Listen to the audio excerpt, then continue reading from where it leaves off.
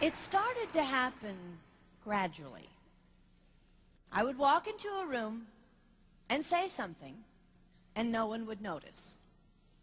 I would say, "Turn the TV down, please," and nothing would happen. So I would get louder.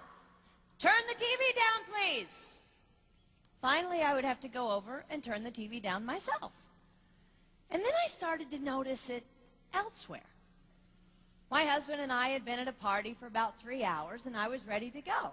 I looked over, and he was talking to a friend from work, and I walked over, and he kept right on talking.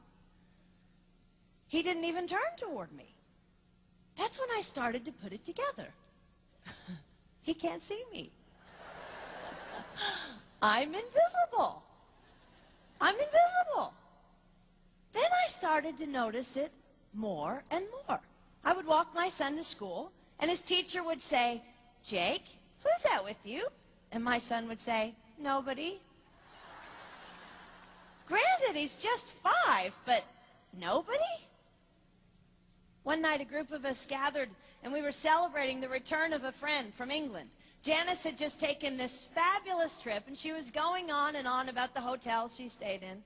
And I was sitting there looking around at the other women at the table. I'd put my makeup on in the car on the way there. I had on an old dress because it was the only thing clean, and I had my unwashed hair pulled up in a banana clip, and I was feeling pretty darn pathetic. And then Janice turned to me, and she said, "I brought you this." It was a book on the great cathedrals of Europe. I didn't understand. And then I read her inscription. She wrote, "With admiration for the greatness of what you are building when no one sees." You can't name the names of the people who built the great cathedrals. Over and over again, looking at these mammoth works, you scan down to find the names, and it says, "Builder, unknown, unknown, unknown." They completed things not knowing that anyone would notice. There's a story about one of the builders who was carving a tiny bird inside a beam that would be covered over by a roof. And someone came up to him and said, "Why are you spending so much time on something no one will ever see?" And it's reported that the builder replied, "Because God sees." They trusted that God saw everything. They gave their whole lives for a work, a mammoth work they would never see finished. They showed up day after day. Some of these cathedrals took over 100 years to build. That was more than one working man's lifetime. Day after day. And they made personal sacrifices for no credit. Showing up at a job they would never see finished, for a building their name would never be on. One writer even goes so far as to say no great cathedrals will ever be built again because so few people are willing to sacrifice to that degree.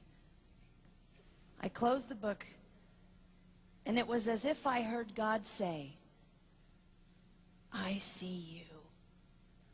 You are not invisible to me.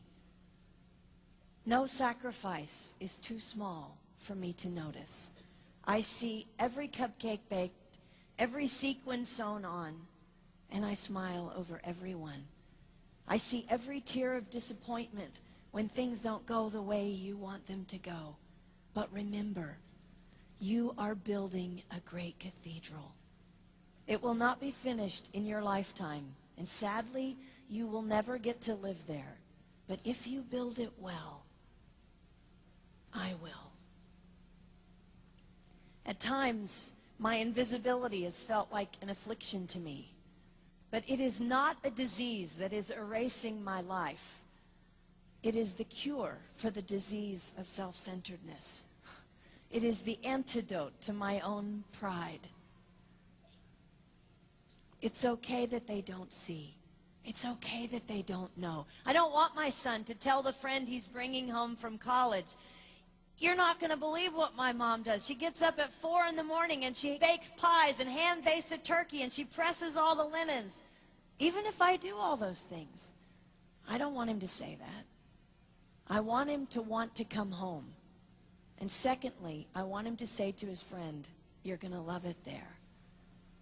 It's okay that they don't see. We don't work for them. We work for him. We sacrifice for him. They will never see. Not if we do it right. Not if we do it well. Let's pray that our work will stand as a monument to an even greater God.